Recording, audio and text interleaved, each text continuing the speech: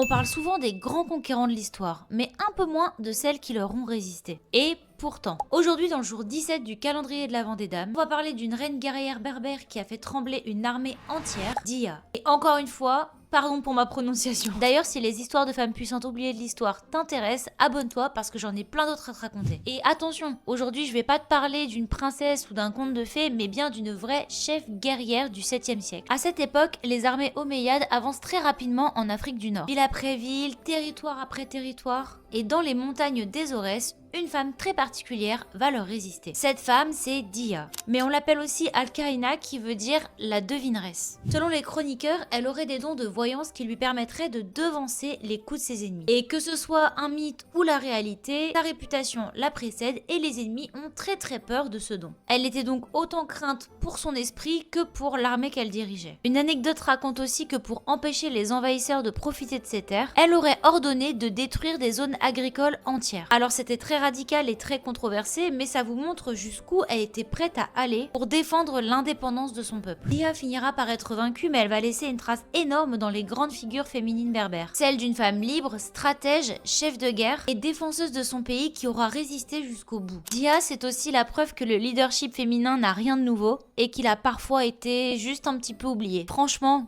quelle reine!